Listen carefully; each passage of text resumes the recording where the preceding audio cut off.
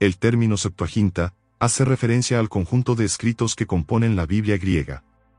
Su unificación se dio a lo largo de 4 siglos, del tercero antes de Cristo al primero después de la era cristiana, por traducciones del hebreo y escritos originales en griego.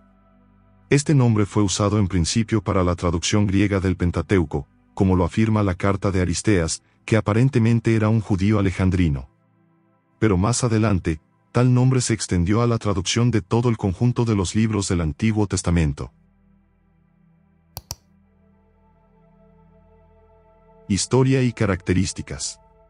Fue en el reinado de Ptolomeo II Filadelfo en el año 270 a.C., que con la ayuda de unos 400 eruditos hebreos, se patrocinó la primera traducción de la Torá hebrea al idioma griego, convirtiéndola en la primera gran traducción de la antigüedad, y también el primer intento de adaptación de las escrituras hebreas en su contexto semítico, a una lengua y contexto diferente del que le dio origen, en este caso el judaísmo de la diáspora helenística de Egipto de habla griega.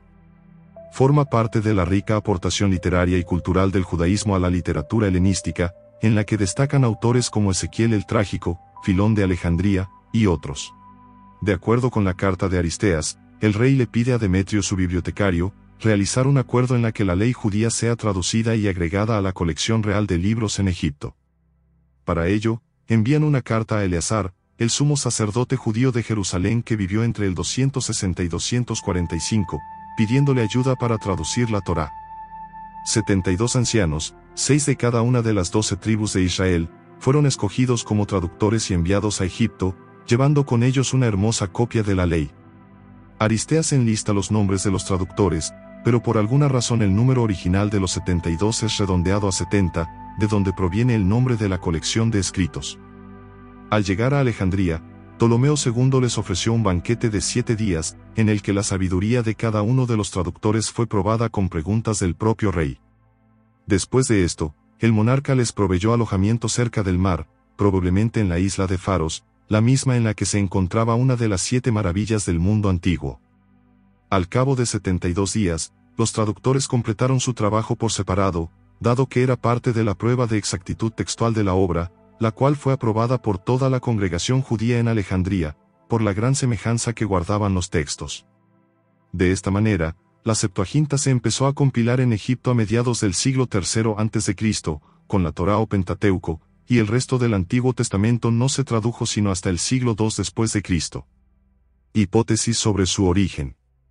Hay quienes se la atribuyen a una posible compilación de los textos conservados de las 3 evaluaciones, la del erudito Orígenes, Esiquio, y Luciano de Antioquía, que una vez localizadas y aisladas, fueron procesadas para establecer un arquetipo o texto original. Para otros, hubo una pluralidad de versiones griegas, que posteriormente fueron unificadas.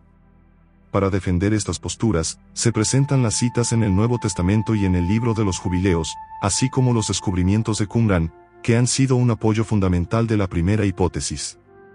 Hay más teorías sobre los orígenes de la Septuaginta, ya sea en Alejandría vinculada al poder real de Egipto, o incluso en competencia con el Samariticón o traducción del Pentateuco samaritano, como respuesta a las necesidades litúrgicas judías. En general, estas teorías tienen elementos interesantes, pero todas presentan puntos débiles, y no dan una explicación global de la cuestión. La confiabilidad de la traducción. Las técnicas de traducción utilizadas varían de libro a libro, incluso hay libros que no son uniformes, pasando de la traducción libre hasta la traducción literal. La traducción del libro de Números es muy literal, muy similar a lo que se da en Deuteronomio, aunque de forma más equilibrada. Las del Génesis y el Éxodo son más libres, en un nivel intermedio se sitúa la traducción de Levítico, unas veces muy literal, otras muy libre. Fuera del Pentateuco la situación es mucho más variada y compleja, ya que el libro de Isaías presenta una traducción muy libre, con una gran influencia de la exégesis judía. El libro de Ezequiel muestra una traducción literal del hebreo, al igual que la de las Lamentaciones de Jeremías, Cantar de los Cantares y Ruth, en tanto que la de Daniel es muy libre. La traducción de Salmos es bastante correcta, y de gran calidad. Por otro lado, la traducción de Proverbios y de Job, se cree fueron hechas por un mismo autor. La de Eclesiastés está entre las más literales de la Septuaginta, tanto que se ha puesto en conexión con el traductor judío Aquila. El texto de Judith es también muy semitizante, acorde con el griego bíblico. Primera de Macabeos presenta también esta influencia semítica, aunque muy ligera. El texto es muy griego y el traductor demuestra un excelente conocimiento de la lengua y de sus recursos estilísticos. Su griego es muy variado, e incluso gusta de usos figurados de ciertos términos. Datos curiosos. Su canon es más amplio, pues recoge además de los libros hebreos, los deuterocanónicos, y suplementos griegos de algunos libros, como el de Esther, Daniel, y el Salmo 151. También ordena y clasifica los escritos de forma diferente que las escrituras hebreas, que tienen el siguiente orden: la ley o la Torá, los profetas o los Neviim, y los escritos o Ketubim. En la Septuaginta, tenemos al Pentateuco, los libros históricos, los libros poéticos o sapienciales, y los escritos proféticos, de manera que en el hebreo el último libro es el de Crónicas, y en el griego es el de Malaquías. Los primeros libros en el hebreo original, llevan por título la primera palabra con que se inician. En la Septuaginta los títulos son descriptivos. Por ejemplo, el primer libro en hebreo es Bereshit, que significa en el principio. En la traducción griega, el título nos indica el tema, o sea el Génesis, que significa origen. Al grupo de libros traducidos del hebreo, se sumaron otros escritos redactados originalmente en griego, como Sabiduría, Tobías, Judith, Baruch, la carta de Jeremías, y primer y segundo libro de los Macabeos. Se incorporaron además suplementos griegos en libros como Esther y Daniel. Aquí se incluye también el eclesiástico, ausente del canon hebreo, en cuyo prólogo se dice que el autor lo tradujo al griego en Egipto en el año 132 a.C., y que el original había sido un libro compuesto en hebreo por su abuelo en Jerusalén en el año 190. Hay aproximadamente 300 pasajes del Antiguo Pacto, que se citan directamente o se aluden fuertemente de esta versión en el Nuevo Testamento. A esta traducción, se le debe la división y nombre de la mayor parte de los libros actuales de la Biblia cristiana en su primera parte, y palabras tales como Cristo, Gloria, Señor, Evangelio, Apóstol, Expiación, Redención, Perdón, etc. Se le considera como un nuevo texto, con entidad literaria propia, en comparación con las escrituras hebreas. Se sabe que su canon es más amplio que el hebreo, además de modificaciones en la manera que se le representa a Dios con atributos físicos y emocionales. El libro de Jeremías es una octava parte más corto que el texto hebreo masorético, con algunos cambios en el orden de los capítulos. El libro de Daniel se basa en un original hebreo muy diferente del masorético, y mucho más corto. También parece ser muy diferente el manuscrito masorético del original hebreo, que sirvió de base a la traducción de Job, que además, es una sexta parte más breve en la Septuaginta.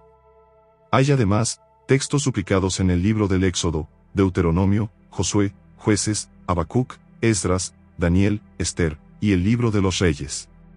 La mayor parte de la transmisión manuscrita de la Septuaginta pertenece a la época y medios de origen cristiano, y hay algunos papiros que son de origen judío.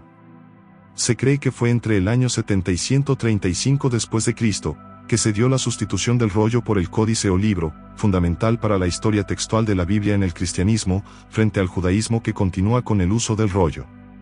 Los libros bíblicos más citados en el Nuevo Testamento son el libro de los Salmos, Isaías, Éxodo, y Deuteronomio, que en su mayoría fueron tomadas de la Septuaginta.